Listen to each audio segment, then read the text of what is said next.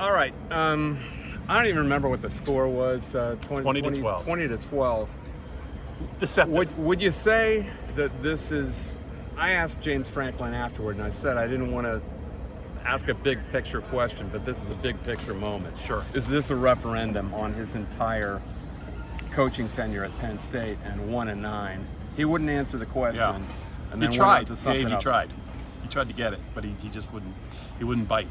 I don't. Yeah, He I doesn't don't. want I it. don't He- think. I don't think he wanted to. But, knows the answer. But can you make any other conclusion? This was laying an egg against a team that was ready to be beaten. In my mind, this Ohio State team is as ordinary an Ohio State team as we've seen Right. since probably Luke Fickell was an interim coach here a dozen years ago. Before Urban Meyer. Yeah, and I'm not wrong there. I don't No, think no. Urban Meyer never had a team like this. Ryan Day hasn't had a team like this. This team wanted to be beaten. You could argue, I suppose, if Curtis Jacobs' sack, scoop, and score of 58 yards stands, maybe they got a shot. But they didn't do nearly enough and weren't prepared to do enough on offense with their passing game.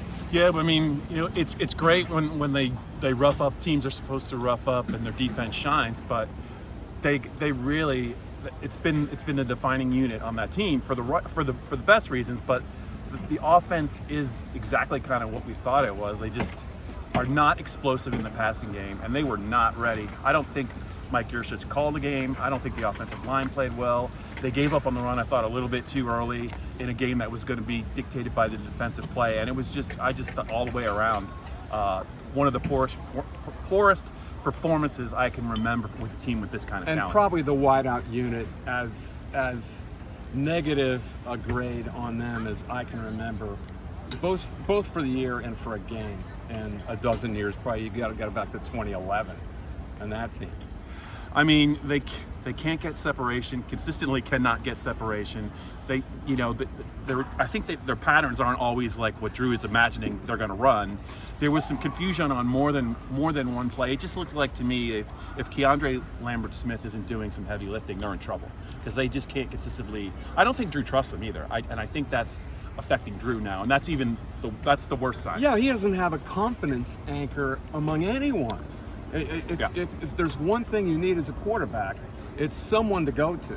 There is no go-to receiver on this unit. Now, did Aller play a bad game? Yeah, and he was crying after. Yeah.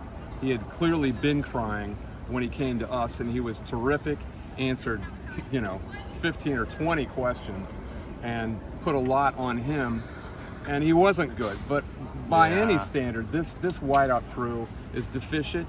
And you got to go back to Taylor Stubblefield, as I think we talked about during the game. Don't think it's a coincidence he's no longer here. Being dismissed as maybe a factor. Yeah, I don't think the wideout room is good enough. I think it's pretty clear. Matt McGloin had Allen Robinson. Christian Hackenberg was good here early. He had Allen Robinson in 2013. Mm-hmm. You look at Tracy, had Chris Godwin, he had Mike Gesicki. Even Sean Clifford had Jahan Dotson when they were losing here. But in between KJ Hamler. Who does Drew Aller have? Who does he have? Yeah. I think that Keandre is a talented receiver, but he was the number 3 receiver on the team last year for a reason. All right, defensively they really played well and hung this team in the game forever until they finally just collapsed on the crossing route to Harrison, which worked like a charm, worked the way it was supposed to, and that was the end of the game. But they played really well enough to win. Went out with their boots on, man. They fought. They thought they had a defensive touchdown. They called the hold on Kalen King. I thought it was deserved, but they just had no help. It has to be deflating for a defense to know that you have to win the game rather than just keep your team in the game. I think that's what Penn State was at. They lost Chop Robinson. We don't have an update on him early. That certainly didn't help, but the defense certainly, I thought, played well enough to win. And I have to say, I don't know that I've seen, covering Penn State, I don't know that I've seen a player like Marvin Harrison play against Penn State quite as good as he is. The last 2 years, 10 for 185, 11 for 162. That basically, you could say they had Harrison Penn State did, and that was the game. Harrison and nothing else. Yeah. And yet, Yeah. you know, they had a very underconfident quarterback themselves Yeah. that Ryan Day did not trust, and Yeah. McCord clearly didn't trust. Have we ever seen a 42 seconds with an Ohio State team where they take a knee? It was like Woody Hayes. Yeah. They will never have a better chance, This was as it. you have said before, This was to it. beat Ohio State than this year. And zilch.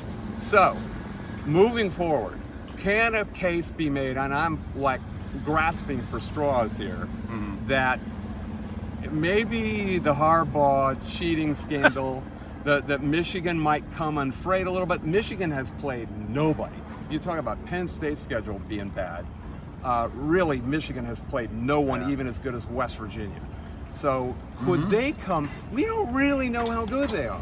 We know McCarthy's better than these two quarterbacks, but they don't have anyone like Marvin Harrison. They don't. Can you make a case that they could pull themselves together in 3 weeks at home and possibly upset Michigan? I could make a case. It's not a very strong one, and I do think right now, I know they're going to say 1-0 every week. I really wonder about this team's confidence. Yeah. Especially on the offensive side with so many people not performing well. And like I said, I didn't feel like the game was called very well either. They made some very questionable in-game decisions. The flea flicker down here, I mean... I think 1-9, I mean, and the 1 was a pretty remarkable win, or it'd be 0-10. Let's call it what it is. Yeah, and one out of 16 on third down. Yeah. The 1 being in garbage time, we missed that. So it's not good, Davey. Yeah. This is not good. Next will be Indiana. Talk about an uplifting successor to this game in Beaver Stadium. Rough week in State College, man. Yeah, It's coming up. Until then, adios.